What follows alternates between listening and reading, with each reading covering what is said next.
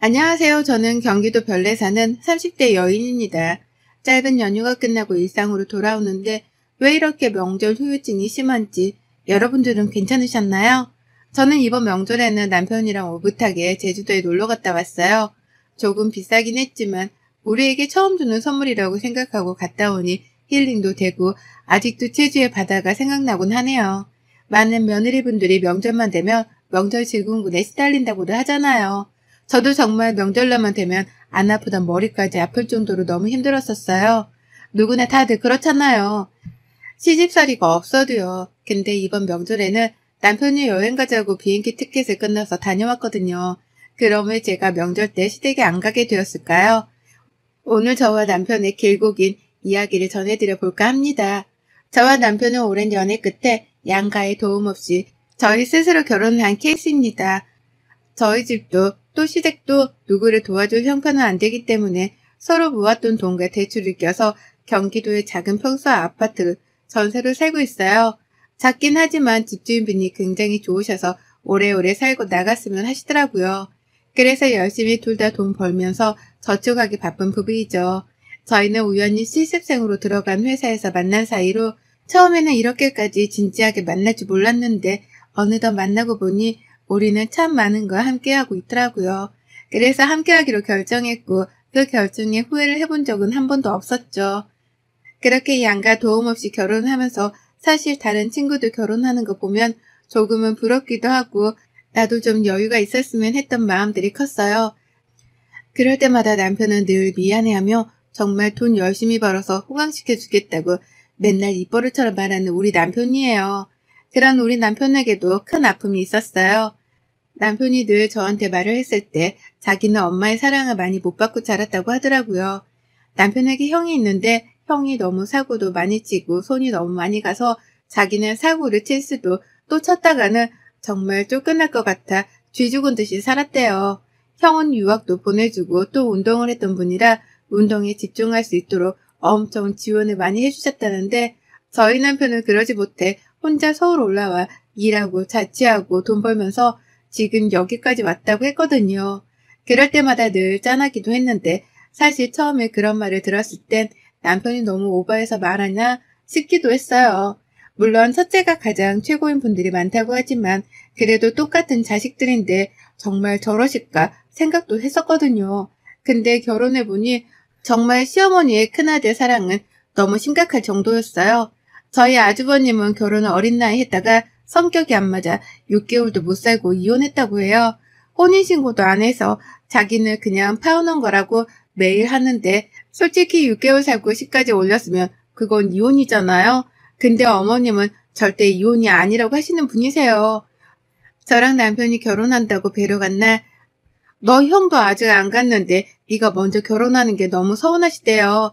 근데 지금 아주버님은 백수에 가진 게 아무것도 없는 분이세요. 근데 어떻게 결혼을 합니까? 남편은 그냥 그러려니 저희가 알아서 하겠다고 했지만 그 말을 듣는데 좀 마음이 좋지 않더라고요. 그래서 어찌저찌 결혼하고 신행 갔다 와서 인사 간 날 상을 차려주셨는데 보통은 며느리가 오고 아들이 오면 저희가 잘 먹을 수 있는 걸로 차리시잖아요. 남편은 날거를 잘 못 먹는데 또 아주버님은 회 킬러래요. 그랬더니 회를 엄청 많이 사오셔서 많이 먹자고 하시는데 이게 무슨 행동이신지 참. 그 뒤로도 어머님의 큰아들 사랑은 저에게도 퍼졌어요. 회사에 있으면 늘 전화가 오세요. 아가야 회사니? 네 어머님 무슨 일이세요? 아니 너희 회사에 우리 민우 소개시켜줄 사람 어디 없을까 해서. 아 어머님 저희 회사에 거의 다 직원들이 결혼해서 없어요. 아니 그래도 한번 네가 찾아보면 너무 좋잖니. 너희도 결혼해서 잘 사는데 이제 우리 큰아들도 결혼해서 아이도 낳고 살아야 되지 않겠니? 이러시면서 이 전화를 제가 결혼하고 한 20번은 받은 것 같아요. 그 뒤로도 어머님의 큰아들 사랑은 너무나 심각하셔서 매일같이 전화만 하시면 큰아들 자랑을 매일매일 하시는 거예요. 그래서 제가 한 번은 어머님 근데 저희 남편은 어렸을 땐 어땠어요? 라고 물어봤어요. 그랬더니 걔? 뭐 조용히 했지. 이러면서 딱 끝인 거예요. 우리 남편 생일에는 전화 한 통 없으시다가 아주버님 생일에는 선물 준비해가지고 시댁에 오라고 하시는 분이세요. 오히려 저희 집에서 남편 첫 생일에 엄마가 미역국이랑 음식 해주고 용돈도 주셔서 저희 남편이 눈물을 그렁그렁 하면서 장모님 감사하다고 한 적이 있을 정도라니까요. 그 정도로 시댁의 큰아들 사랑은 너무 커져만 갔고 저도 그 안에서 너무 지치더라고요. 어느 날은 남편이랑 오랜만에 주말에 쉬어서 여행을 가려고 알아보고 있었어요. 1박 정도 놀러갈 생각하고 계획도 짜고 마땅한 숙소가 없어서 알아보는 와중에 어머님이 뭐하고 있냐고 전화가 오더라고요. 그래서 1박으로 놀러 갔다 오려고 한다 하니까 저보고 왜 돈을 쓰러 가냐면서 같이 시골에 놀러 갔다 오자고 하시는 거예요. 그래서 벌써 예약을 해서 안 될 것 같아 했더니 그럼 우리 민우랑 나랑도 같이 가자. 너희 시아버지는 그날 약속 있다고 하시더라. 이러시더라고요. 그래서 제가 그 방이 딱 2인 기준이라 안 될 것 같다고 했죠. 그랬더니 저한테 너무 야박하다면서 같이 좀 놀러 가지. 그럼 얼마나 재밌겠냐고 하는데 정말 이게 말인지 방구인지 참. 그 외에도 정말 여러 가지 에피소드가 있거든요. 남편도 시어머니를 포기한 채 살고 있기 때문에 사실 제가 나서서 뭐라고 할 수는 없잖아요. 그냥 우리 둘이 잘 살자 이런 마인드로 살아가고 있는데 회사에서 야근하고 있는 날 갑자기 시어머니한테 전화가 5통이 온 거예요. 무슨 일 있으신가 싶어서 전화를 드렸더니 저한테 지금 응급실이라고 빨리 남편이랑 같이 오라고 하더라고요. 남편이 전화가 안 돼 저한테 전화했는데 빨리 둘이 이 병원 응급실로 오라고요. 누가 다치셨나 싶어서 다급하게 달려갔더니 아주버님이 집에서 갑자기 쓰러져 응급실로 오셨더라고요. 숨이 한번 멈췄는데 심폐소생술로 지금 의식이 돌아오고 있다고 할 정도로 위급한 상황이었다고 병원에서 이야기하더라고요. 어머님이랑 아버님은 계속 울고만 계시고 남편이 이것저것 알아보고 하는데 검사 결과 간경화가 심각한 상태여서 간 이식이 필요한 상태라고 하더라고요. 근데 지금까지 모르셨냐면서 초기 증상이 분명히 있었을 텐데 환자분이 모르고 지내셨던 건지 우선 병원에 입원해서 치료하면서 간 이식을 기다려봐야 할 것 같다고요. 너무 건강하셨던 분이고 또 아직 젊으신데 간경화가 왔다니까 어머님은 쓰러지시고 아버님은 주저앉으시고 아비규환이었어요. 그렇게 입원을 하고 간 이식되기를 해놓는데 지금 기다리는 사람들이 너무 많아서 오래 걸릴 수도 있다고 병원에서 했나봐요. 근데 저도 이때 알게 된 사실인데 가족끼리 간이 맞으면 간 이식을 해줄 수 있다고 하더라고요. 그래서 가족부터 가장 먼저 검사를 한다고 해서 어머님, 아버님, 남편 모두 다 같이 했어요. 저만 빼고요. 근데 남편이 엄마, 아빠 하는 것보다 그래도 젊은 내가 하는 게 낫지 않겠냐? 검사 결과 나와서 다 적합하다고 하면 저만 허락해 준다면 자기가 해주고 싶다면서 울면서 이야기하더군요. 처음에는 수술이란 걸 저는 세상에 태어나서 해본 적도 없고 하니까 너무 무서운데 그걸 남편이 한다니까 걱정이 너무 되는 거예요. 근데 자기 형이니까 엄마 아빠가 하는 것보다 자기가 하는 게 더 낫다고 생각하는 사람이라 저도 마지못해 허락을 해줬죠.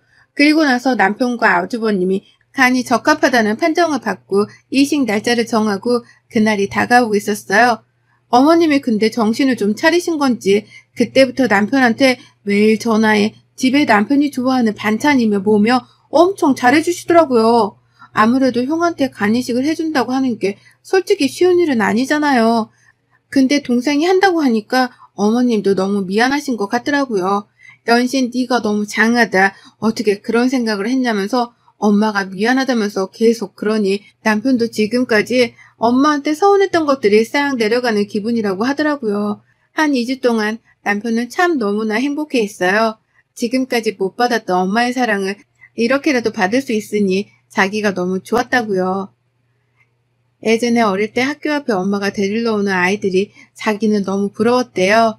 형 뒤치덕거리 하느라 자기는 늘 뒷전이어서 학교 끝나고 나면 혼자 쓸쓸히 집에 오고 자기가 자취한다고 해도 전화 한 통 안 하던 엄마였는데 매일 이렇게 전화하고 찾아오니 정말 많이 행복하다고요. 2주가 지나고 드디어 간 이식날이 찾아왔어요. 수술이 좀 커질 것 같아 저희는 다 대기를 했고 끝나고 회복실로 올라오는 남편을 보니 마음이 너무 아팠네요. 수술은 다행히도 잘 되었고 남편도 회복하면 다시 정상생활로 돌아갈 수 있지만 몇 달간은 무리하지 않고 지내야 한다고 하시더라고요. 그렇게 해피엔딩이 되어가는 줄 알았지만 아니었어요. 어머님은 수술이 끝나자마자 남편에게는 와보지도 않았고 아주버님 병실에만 계속 있으면서 간병을 하시더군요. 전 당연히 제가 있으니 그러신다고 생각했는데 퇴원하고 나서도 전화를 매일 하시던 어머님은 전화 남편에게 전화 한 통 안 하시더라고요. 남편은 지금 형이 아프니까 엄마가 정신이 없어서 그런 걸 거야 하는데 저는 사실 어머님의 행동에 진짜 너무 화가 나더라고요. 그때는 자기 큰아들 이식해준다니까 혹시라도 마음 바뀔까봐 그러고 이제 수술하고 나니 챙겨줄 필요 없다 이 마음 같았거든요. 근데 아니겠지 싶어서 저는 더욱더 극진히 남편을 간호했어요. 그리고 주말이 돼서 시댁으로 넘어가서 식사를 하는데 아주버님은 남편만큼 회복이 빠르지는 않더라고요. 근데 그거야 뭐 어쩔 수 없는 거니까 밥을 먹는데 어머님이 수술이 잘못된 것 같다. 너는 멀쩡한데 어떻게 우리 민우만 이러느냐? 네가 혹시 간이 망가져 있는데 그 간을 준 건 아닌지 한번 병원에 다시 가서 물어보자. 네가 그동안 간 관리 못한 거 아니냐? 이러시면서 말도 안 되는 소리를 늘어놓는 거예요. 남편은 그런 게 어딨냐면서 당연히 형은 원래 아팠던 사람이니까 회복이 더딘 거라고 그렇게 말해도 계속 어머님은 병원에서 수술을 잘못한 것 같다면서 헛소리를 시전하더라고요. 더 이상 듣고 있기가 어려울 것 같아 나오는데 갑자기 저한테 혹시라도 우리 민우가 다시 재수술하게 되면 이번에는 네가 해주면 어떻겠니? 한 분한 사람은 못한다는데 너는 건강하지 않겠냐면서 그러시는 거예요. 그 말을 들은 남편이 갑자기 먹고 있던 물을 바닥으로 쾅 하고 던지면서 그만 좀 하라고 소리를 질렀어요. 이만큼 형한테 했으면 되지 않냐고. 이제는 자기 와이프까지 간을 달라는 게 말이 되냐고요. 집사람 집에서 알면 장인 장모님이 허락하시겠냐면서 자기라도 허락 안 한다고요. 누가 아주버님한테 간을 떼주냐면서 제발 말 같은 소리를 하시라고요. 아직도 정신을 못 차려 그러냐면서 울며 불며 소리치더군요. 듣고 있는 아버님은 할 말이 없으신지 방으로 들어가고 어머님은 어디서 말대꾸 하냐고 그러더라고요.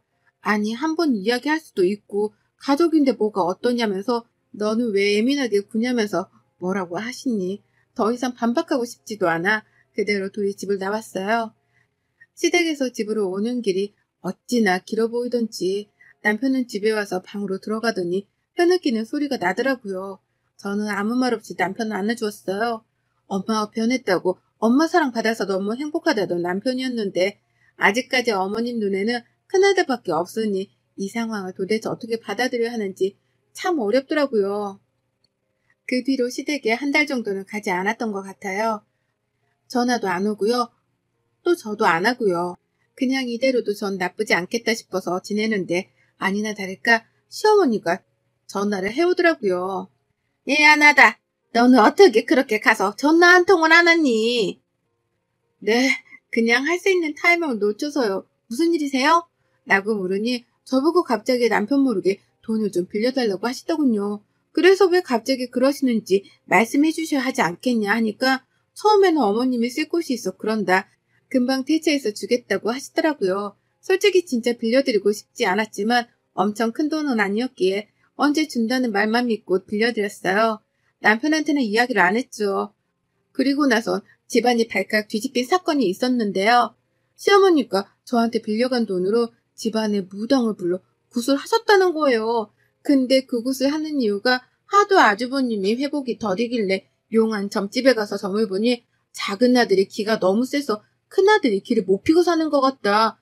부적이랑 굿을 하면 아마 작은 아들 기를 큰아들이 받아서 괜찮아질 거다. 이 말을 듣고 저한테 빌린 돈으로 부적을 사고 무덤까지 불러 구슬하셨더라고요.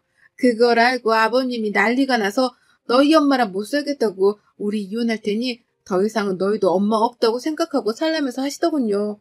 저는 너무 기가 차서 따로 할 말도 없었어요. 근데 갑자기 남편이 자기 통장을 하나 휙 던지더니 어머님한테 이렇게 말하더군요. 엄마, 이거 내가 지금까지 독립해서 모은 돈이야. 집에 보탤 때 쓰고 나머지는 우리가 나중에 청약이라도 되면 계약금이라도 쓰려고 모은 내 전 재산이야. 근데 이거 엄마 줄게. 라고 하는 거예요. 다들 너무 어안이 벙벙해서 남편을 쳐다보는데 남편이 말을 이어가더라고요. 엄마가 그래도 나를 낳아서 지금까지 키워줬잖아. 그 키워준 값이라고 생각해줘. 그리고 이제부터 더 이상 나를 아들이라고 생각하지 말아줬으면 해. 나도 엄마가 없다고 생각하며 살고 싶어. 그러니 이제 낳아줬으니 나한테 네가 잘해야지. 이런 생각 이걸로 끝냈으면 좋겠어. 내 처음이자 마지막 부탁이야. 라고 말하며 정말 아이같이 흐느끼더라고요. 그 말에 어머님은 아무 말도 못한 채 고개를 푹 숙이고 계셨어요. 그러더니 방으로 들어가서 손가방만 챙기고 나가시더라고요. 그리고 남편은 아버님께 이제 집에 오지 않겠다고 말씀드리더라고요. 아빠한테 너무 미안하지만 아빠가 내가 보고 싶으면 우린 따로 만나도 되니 이제 집에 발들이지 않겠다. 이해해주길 바란다면서 이제 집에 가자고 하더군요. 그 뒤로 저희는 시댁에 발길을 정말 끊었어요. 어머님은 아버님이랑 이혼까지는 가지는 않은 것 같은데 아버님이 잠깐 떨어져 살고 싶다고 해서 회사 근처에 집을 얻으시고 시댁에는 어머님이랑 아주버님 둘만 살고 있다고 하더라고요. 남편도 저보고 시댁이 없다고 생각했으면 좋겠다고 자기가 결정한 거니 그걸로 너무 마음 불편하지 말라고요. 그렇게 남편은 자기 스스로 고아가 되기를 자처했고 그런 남편을 보는 저는 참 많이 힘들었습니다. 그 일이 있고 난 후 저희는 어머님 왜 그런 남편과 형을 차별했는지 알게 되었어요.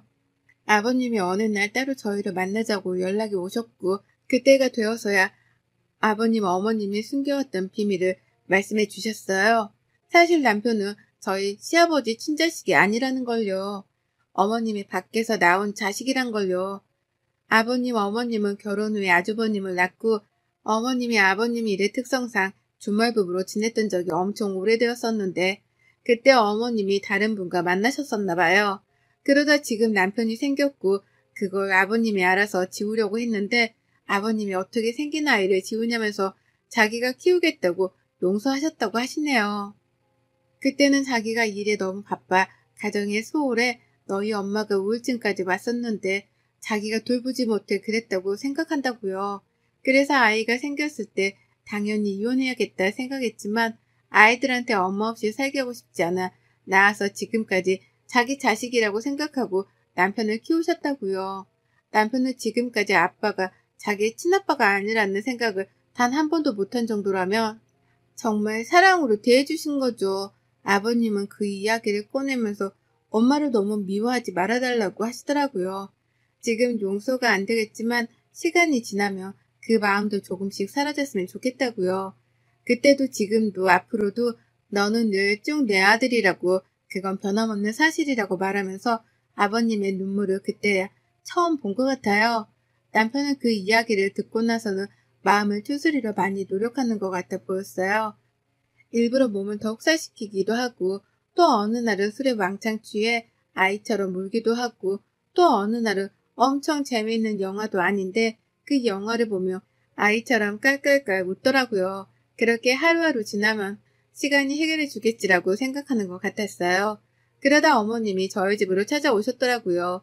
남편은 문을 열어주지 말라고 했지만 한 번은 꼭 넘어가야 할 산이라고 생각해서 열어드렸죠. 어머님은 남편에게 무릎을 꿇으며 미안하다, 정말 미안하다라고 울면서 이야기를 이어나가시더라고요. 너를 낳아서 자기가 늘 불쌍하다고 생각해서 많이 미워했었다고요.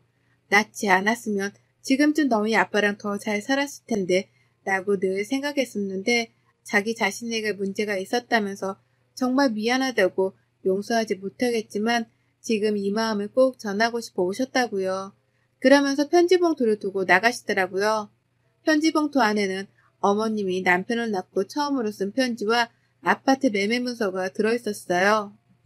그 문서는 남편 이름으로 되어 있었고 편지 안에는 나중에 네가 커서 이 편지를 읽게 될 때쯤에 이 이야기를 꼭 한 번은 해주고 싶었다며 자기가 사랑으로 키우지 못해 늘 미안했고 네가 언젠가 결혼을 해서 가정을 꾸려 아이를 낳게 되었을 때 이 집에 들어가 행복하게 사는 삶을 바랬다고 써 있었어요. 남편은 조용히 편지를 읽고 서랍 안에 넣어두더라고요. 아직은 엄마한테 어떤 말도 또 어떤 것도 받고 싶지 않다고요. 근데 시간이 지나면 자기도 마음이 정리가 되면 엄마를 조금 이해하지 않겠냐고 얘기하더군요. 그렇게 저희는 시댁이 있지만 가지 않는 부부가 되었고 가끔씩 아버님과 만나서 술도 마시고 이런저런 이야기도 해요. 아버님도 혼자 지내시니 제가 종종 반찬도 해서 가져다 드리고요. 행복하다고 말할 수는 없지만 어머님이 왜 남편을 미워했는지 아주 조금은, 정말 조금은 이해해드리려고 남편과 노력하고 있는 중이랍니다. 언제가 될지 모르겠지만 나중에 어머님을 만나 웃으며 이야기하고 싶네요. 긴 글 읽어주신 모든 분들께 감사드리며 제가 나중에 어머님을 만나게 되면 후기를 꼭 들고 오도록 하겠습니다. 늘 행복하시고 건강하세요. 여러분의 생각은 댓글로 남겨주세요. 오늘도 시청해 주셔서 정말 감사합니다.